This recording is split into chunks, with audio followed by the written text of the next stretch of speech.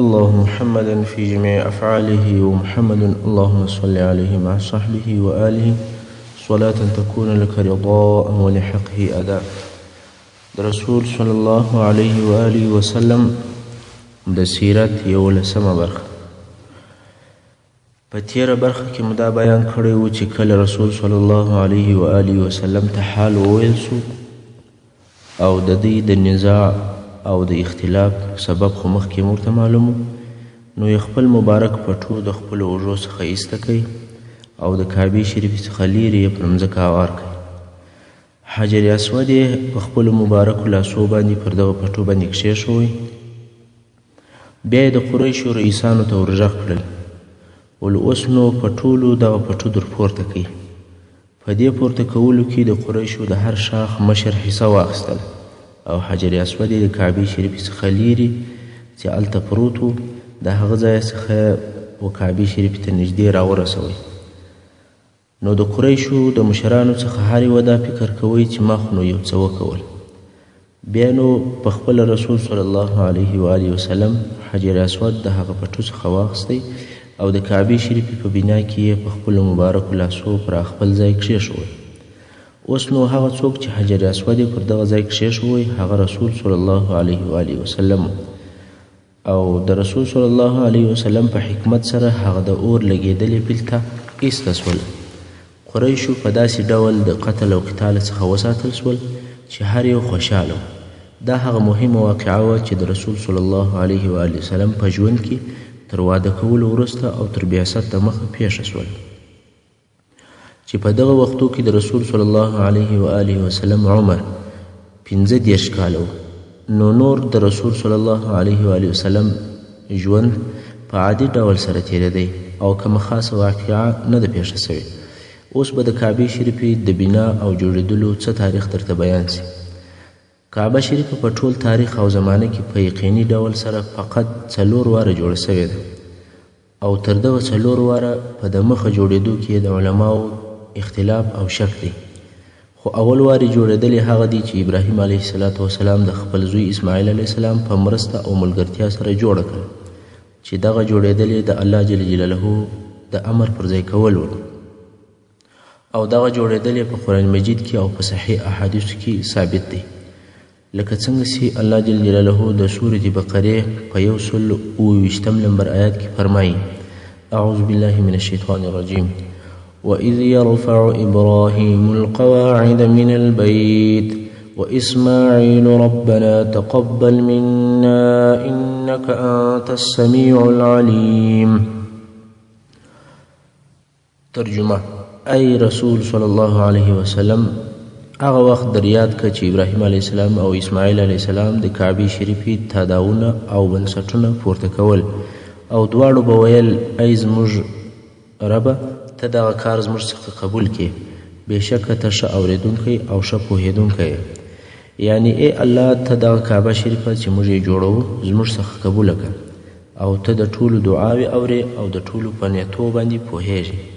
په ده باره کې صحیح احادیث هم خورا ډیر دي چې پر انقلولو یې بحث اوږدېږي. د دغې اولنۍ بنا په باره کې د تاریخ کتابونه او علماء کرام وایي د ابراهیم علیه السلام د کعبې شریفې د دیوالو لوړوالی 9 ذراع او اوږدوالی 10 ذراع او د کعبې شریفې بر یا عرض 22 ذراع او بې له چته وله یعنی چت او بام یې نه درلودی. او د کعبې شریفې دوم وارې جوړېدل دغه دی چې قریشو تر بعثت او د اسلام د مخه جوړه کړه او دغه وار په جوړولو کې رسول صلی الله علیه وسلم هم اشتراک ورسره کړی دی او په دې وار کې یې د کعبې شریفې د دیوالو لوړوالی 18 ذراع کوي خو د اوږدوالي څخه یې 6 ذراع او د ذراع یو څه حصه د مال د کمبود په سبب باندې پرېښول چې دا هغه ځای دی چې حجر یا حتیم ورته ویل کېږي او د کعبې شریفې شمال طرف ته دی او د کعبې شریفې دروازه یې د مځکې څخه لوړه کړه. دا هم د دې دپاره چې بې له اجازې څخه د قریشو څوک دننه ورنسي. په دې باره کې رسول صلی الله علیه و آله وسلم د مکې مکرمې تر فتح وروسته و حضرت عایشه رضی الله عنها ته وفرمایل یا عایشه که ستا قوم یعنی قریش د جاهلیت وختو ته نږدې نه وای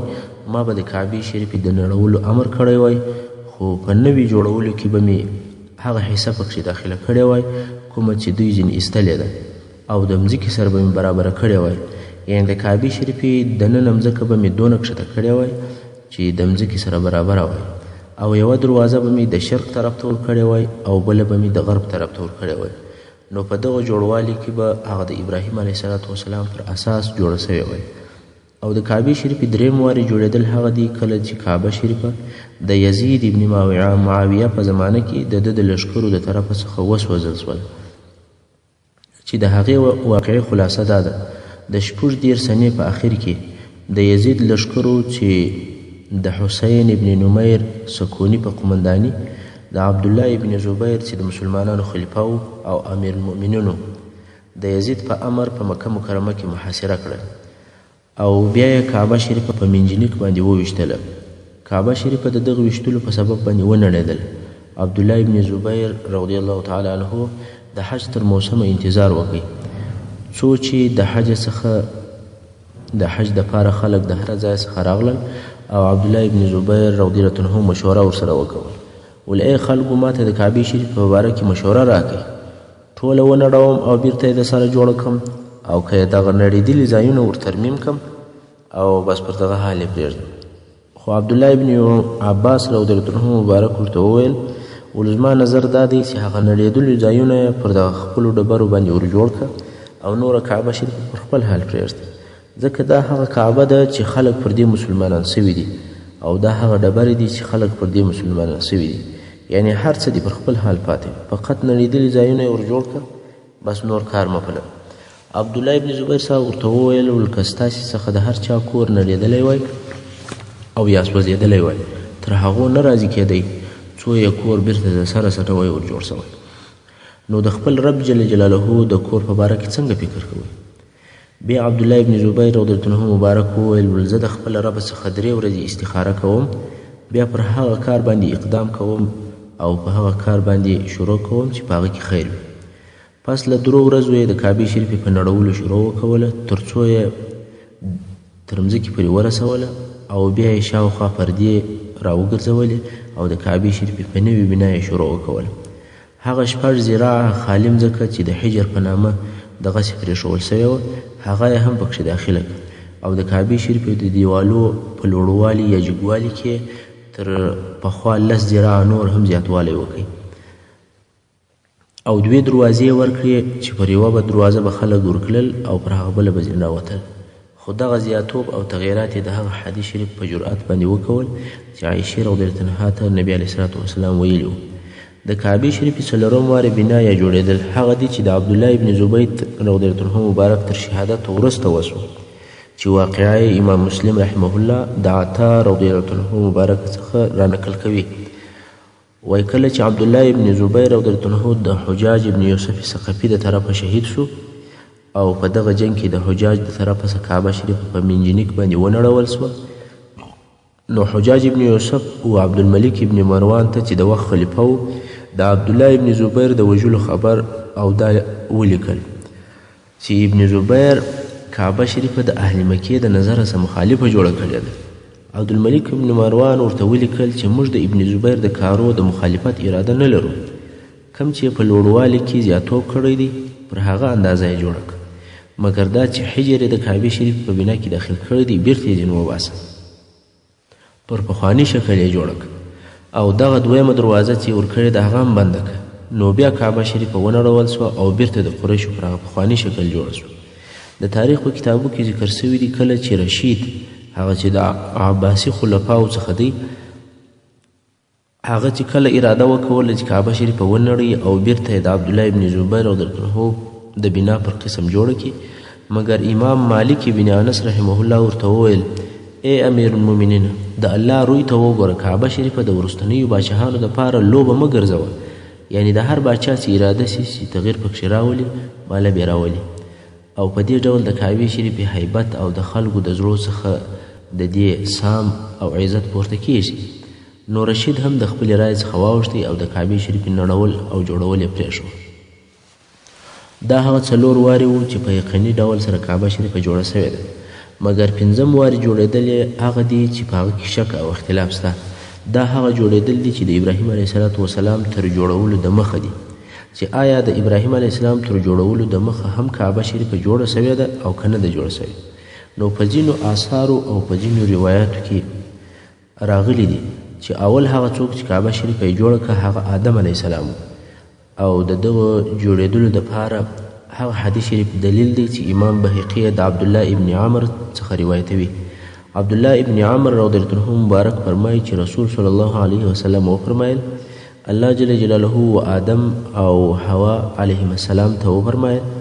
ولزما دپاره په مځکه کې یو کور جوړ کړي او جبرائیل علیه السلام د کعبې شریفې خط او نقشه ور واچول.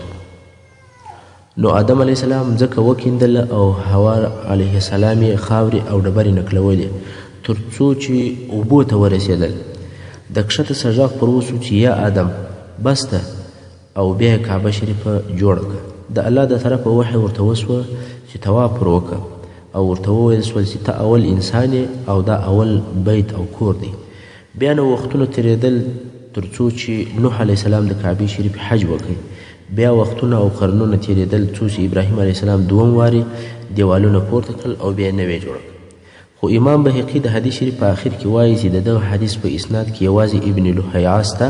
او ابن لهیعه ضعیفه دی چې په ده سره حجت او دلیل نشي نیول کېدلی. او هلته نور روایت هم شته چې په معنا کې دغه د بهقي و روایت ته نږدې دي خو هغه ټول روایتونه د ضعف څخه خالي نه دي. داسې روایت هم شته چې وایي اول هغه څوک چې کعبه شریفه یې جوړه کړې ده هغه شیس ابن آدم علیه السلام دی. اوس نو که دغه ضعیفه روایتو ته اعتبار ورکړل سي نو کعبه شریفه په ټول تاریخ او زمانه کې 15 وارې جوړه سوې ده. خو ښه او بهتره خبره به دا وي چې پر هغه باندې موږ اعتماد وکړو چې په یقیني سره ثابته وي. هغه دا چې کعبه شریفه 4 وارې جوړه سوې ده لکه د مخه چې وضاحت یې وسو او بې له دغه 4 وارې جوړېدو څخه به علم و الله ته پرېږدو. هو په وروستو وختو کې په مختلفو وختو کې څو وارې د کعبې شریفې تعمیر په هغه کې قسم ترمیمات او اصلاحات سوي دي خو یو مخ د سره سره جوړېدلې بل وارې په یقیني ډول نه دي معلوم. د رسول صلی الله علیه وسلم خلوت او تنهایی خوښېدل. نو څه موده وروسته او تر بعثت 3 کاله د مخه رسول صلی الله علیه و وسلم د خلکو د باندیني ژوند څخه تنګ و. هلته فسق او فساد، فجور او د بتانو عبادت و. خو د رسول صلی الله علیه وسلم او د قوم په منځ کې ډیر فرق و او ډیر لرېوالی موجود و. ځکه نو رسول صلی الله علیه وسلم ته تنهایی او فکر کول او د الله عبادت ډیر خوښ وګرځېدی. دا عبادت چې کوم نبی علیه الصلاة وسلام په دې وخت کې کوي دا د فکر عبادت و. نو څه وخت تر مابینځ به د څو ورځو او شپو دپاره غار حرا ته ولاړی. غار حرا په جبل نور کې یو کوچنی غار دی. د غرو ځینې غارونه خو ډېر لوی وي مګر غار حرا یو کوچنی غار دی چې فقط 1 یا 2 نفره پکښې ځایېږي او د غره په لوړه حصه کې دی چې څوک بې له تکلیفه او ستړیا څخه نسي ورختلی. رسول صلی الله علیه وسلم دغه لیرې او ګوشه غار ته د خپل خلوت او تنهایی دپاره ولاړی او هغه یې د ځان دپاره انتخاب کړي. ځکه رسول صلی الله علیه وسلم دا نه خوښوله چې بل څوک د ده سره په دې غار کې ملګری وي او مقصد یې هم یوازې د الله جل جلاله عبادت و چې په دغه تنهایی کې به د کون په موجوداتو کې فکر وی او په دې کې به فکر کوئ چې د دې کون تر شا یو اداره کوونکی قدرت شته او رسول صلی الله علیه وسلم په هغه څه نه راځي چې د صلی الله علیه وسلم قوم د هغه عقیده لري چې هغه شرک او باطل افکار و. خو بیا هم رسول صلی الله علیه وسلم ته یو واضح لار او معینه شریعت نه ور معلوم چې په هغه باندې مطمئن او راضي شي. د رسول صلی الله علیه وسلم دغه تنهایی اختیارول د الله جل جلاله په اراده سره و چې د رسالت و هغه لوی امانت ته اماده کړي او په هغه رسالت سره د مځکې پر مخ تغییر راولي. رسول صلی الله علیه وسلم ته تر بعثت 3 کاله د مخه دغه تنهایی خوښه وګرځېدله او دغه کوچنی غار د خپل عبادت او د فکر کولو دپاره او د خلوت دپاره ځای وګرځوئ. او دغه کوچنی غار 2 خولې لري چې په یوه خوله باندې سړی ورننوځي او تر بله خوله راوځي او دا بلې خولې سره کعبې شریفې هم معلومیږي لکه یو کلکین داسې. نو که کم څوک چې په غار حرا کې ناست وي نو کولی شي چې د دغه غار د داخله څخه کعبې شریفه ته وګوري. دغه غار چې د کعبې شریفې څخه 3 میله لرې دی او د غره په یو لوړه حصه کې دی، تقریبا په 1.5 ساعت کې یو څوک ورختلی شي. نو تاسې فکر وکړئ چې رسول صلی الله علیه وسلم به څونه ګرځېدلی وي او د ځان او د عبادت کولو دپاره به دغه ځای په ډېر تکلیف سره پیدا کړی وي. رسول صلی الله علیه وسلم به په دې غار کې د تفکر عبادت کوي او کعبې شریف ته به یې کتل. هر وخت چې به د دغه غار څخه د څو ورځو د شپو دپاره هلته پاته کېدی او دا یې خوښه وه چې په رمضان په میاشته کې ډېر په دې غار کې واوسېږي. خو په هغه کال کې چې تر بعثت د مخه رسول صلی الله علیه وسلم په دې غار کې پوره 1 میاشته تېره کړه. په پخوا کې به پوره میاشته 1 میاشته هلته نه پاته کېدی، مګر د بعثت په کال باندې پوره 1 میاشته هلته پاته شو، ځکه د الله جل جلاله عبادت ډېر خوښ ورته وګرځېدی. هو یو وخت به د خوړلو دپاره یا د اوبو د راوړلو دپاره یا د کور د خبر د اخیستلو دپاره راکښته سو، خو بیرته به هغه غار ته ولاړ. په آخر کال کې چې تر بعثت د مخه کال رسول صلی الله علیه وسلم به پر لارې رهي او دغه غار ته بتلی چې یو اواز بیا واورېدی، ورته ویل کېدل به السلام علیک یا رسول الله، او رسول صلی الله علیه و وسلم به شاوخوا وکتل، هېڅوک بې نه ولیدی. په حیرت او په فکر کې به سو چې دا څنګه اوازونه دي او دا څوک دی. رسول صلی الله علیه وسلم فرمایي چې بیا مې د وحی تر نزول وروسته د جبرائیل علیه السلام څخه پوښتنه وکړه چې یا جبرائیل، تر بعثت د مخه چې به پر دې لار باندې تلم اورېدل به مې چې یو چا به راته ویل السلام علیک یا رسول الله.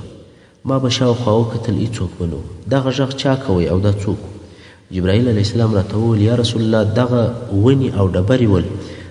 چې تا ته به غږ درکوی او پر تا به سلام وایي. نو محترم اوریدونکو، آیا نن ورځ پر رسول صلی الله علیه وسلم باندې درود ویل د ځان دپاره سعادت او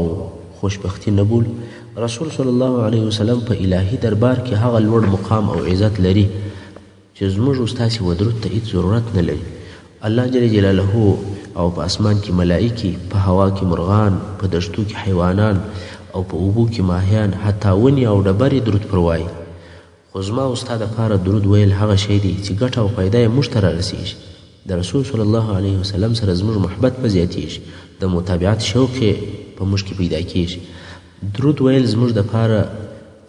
هغه ښه او بختور عمل دی چې زموږ ژوند راښه کوي او ژوند مو بختور کوي. حتی په د درود ویلو په برکت سره به مو انشاءالله تعالی د رسول صلی الله علیه وسلم شفاعت هم په نصیب شي. نو محترمو، په خپل ژوند کې درود ویل ډیر کړئ او د ځان عادت یې وګرځوئ.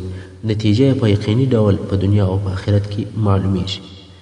د وحی نازلېدل: کله چې د رسول صلی الله علیه و آله وسلم عمر 40 کاله پوره سو، د رسول صلی الله علیه وسلم د ژوند په آفاقو کې د نبوت آثار او علامې ښکاره سوې چې د هغو علامو څخه یو هم رښتیا خوب.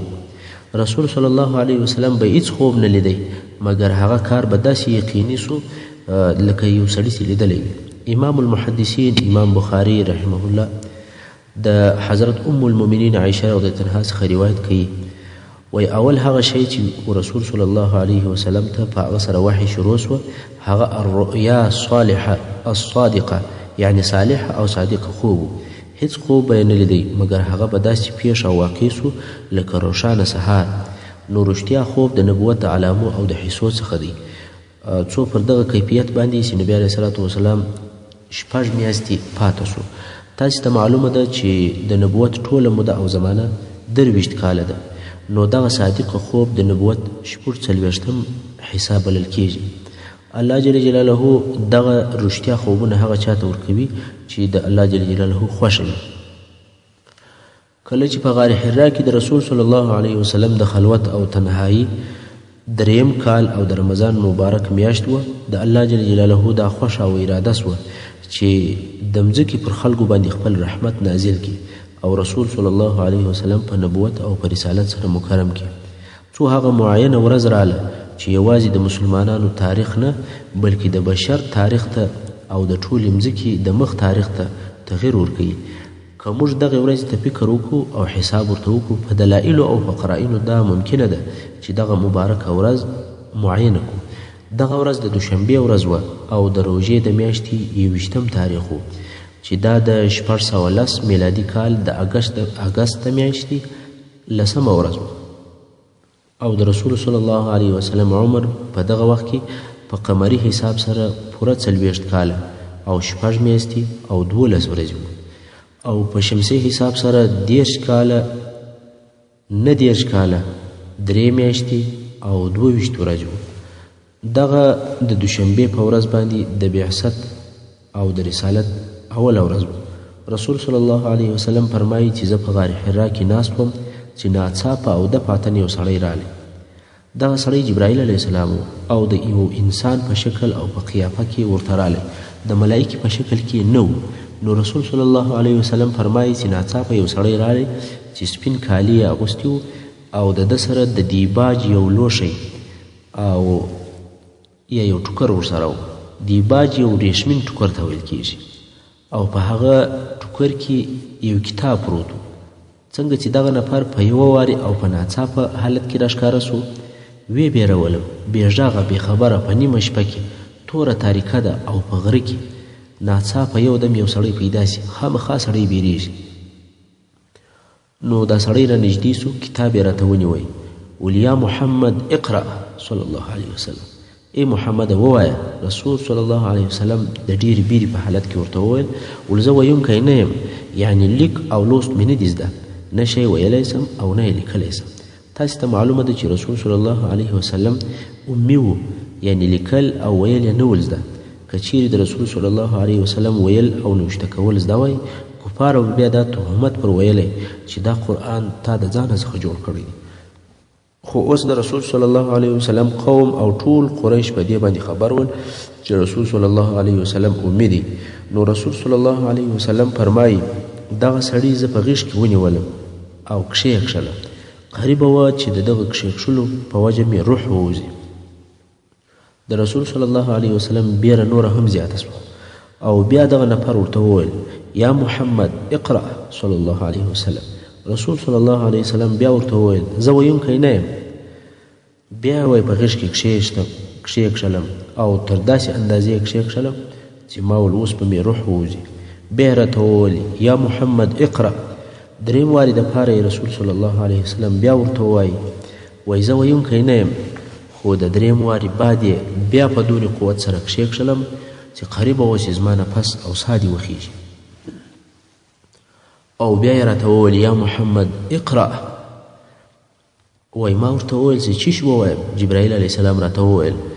اقرأ باسم ربك الذي خلق خلق الإنسان من علق اقرأ وربك الأكرم الذي علم بالقلم علم الإنسان ما لم يعلم فقط د سورة علق دغه اولنی 15 آیاتونه ورته تلاوت کړه دغه 15 آیات هغه اولنی آیاتونه دي چې د اسمانه څخه په لیلة القدر کې نازل شوي دي الله جل جلاله فرمایي په سورة قدر کې انا انزلناه فی لیلة القدر یعنی موږ د قرآن مجید په لیلة القدر کې نازل کړی دی او د روژې په میاشت کې د قرآن نازل شوی دی ځکه بیا هم الله جل جلاله په سورة بقره کې په 115 نمبر آیت کې فرمایي شهر رمضان الذي انزل فيه القرآن د روژې میاشت هغه میاشت ده چې په هغه کې قرآن مجید نازل شوی دی رسول صلی الله علیه و آله وسلم فرمایي کله چې مې دغه آیاتونه وویل دغه سړی غایب سو او لاړی رسول صلی الله علیه وسلم ډیر زیات بیریدلی و او د بیرې په حالت کې و چې دا څه کیفیت او حالت دی په دغه وخت کې د رسول صلی الله علیه وسلم صادقه او مخلصه زوجه حضرت خدیجه رضی الله عنها چې هلته په کور کې وه په زړه کې ور وګرځېدل چې په رسول صلی الله علیه وسلم باندې یو څه نه وي سوي او یو څه ورپېښه نه وي نو یې خپل یو مریی غار حرا ته ور ولېږئ چې ولاړ شه وګوره چې رسول صلی الله علیه وسلم ته خو به څه نه وي پېښه ځکه دې ته معلومه وه چې رسول صلی الله علیه وسلم هلته په غار حرا کې دی دلته بیا رسول صلی الله علیه وسلم د غار حرا څخه راوتلی دی او په ډیر تلوار د کور و طرف ته روان دی د ډېرې بیرې په سبب د ځغاستې پر قسم په تلوار او په چابکۍ سره د کور پر طرف رهي دی مریی چې غار ته رالی ویې لیدل چې رسول صلی الله علیه وسلم نسته نو مریی دې خوا او ها خوا ته وکتل د رسول صلی الله علیه وسلم پلټنه او پیدا کول کوي او په دې باندې مشغوله دی رسول صلی الله علیه وسلم مکې مکرمې پر طرف باندې په تلوار رهي دی او رسول صلی الله علیه وسلم د بیرې او د خوف په حالت کې خپل کور ته ولاړی خدیجې رضی الله عنها چې رسول صلی الله علیه وسلم ولیدی په پوه سوه چې دی ډېر سخت بیرېدلی دی او اوس هم د بیرې په حال کې دی او له ډېرې بیرې څخه ریږدي او نبی علیه صلات وسلام مبارک په دې حال کې فرمایي زملوني زملوني یعنی پټ مې کوي پټ مې کوي لکه د چا چې یخ کیږي او ریږدي. خدیجې رضی الله عنها هم په یو کالي باندې پټ کړئ تر څو چې هغه بېره ځینې ولاړه او څه آرام شو. نو یې خدیجې رضی الله عنها ته هغه پېښه سوې قصه وکړه او ټول هغه واقعات چې ورته پېښ سوي وو هغه یې ټول ورته بیان کړه او ویې ویل چې زه پر ځان باندې وبېرېدم. خدیجې رضی الله عنها مبارک ورته وویل ښایي ته دا فکر کوې چې دا د جن او د پیري اثر وي. رسول صلی الله علیه وسلم مبارک ورته وویل هو. خدیجې رضی الله عنها وویل یا والله که تا ته هېڅکله جن یا پیری یا بل مخلوق ازار ورسوي الله تا هېڅکله نه خرابوي ځکه ته ښه اخلاق لرې. د هغو څخه یو څه اخلاق دا دي چې ته وسیله رحمي کوې یعنی د دوستانو او د قریبانو حقوق پر ځای کوې په خبرو کې رښتیا وایه د ضعیفانو مرسته او کومک کوې د محتاجو ضرورت او اړتیا ورپوره کوې د میلمه عزت کوې د حق مرسته او طرفداري کوې ټول اخلاق دي ښه او کریم دي. جن او پیری تا ته تکلیف نشي در رسولی. نور هم رسول صلی الله علیه وسلم پر خپل حال باندې پرېښوی چې ښه آرام سي. بیا نو ورقه ابن نوفل ته چې د خدیجې رضی الله عنها د اکا زوی و هغه ته یې وروستی. دغه ورقه چې عرب او قریش و نصراني سوی و او دا قصه به وروسته درته بیان کړو چې څنګه اول یې نصراني سو. مقصد ورقه ابن نوفل د خدیجې رضی الله عنها د اکا زوی او نصراني و. څنګه چې د یهودو او د نصاراو کتابونه ویلي ول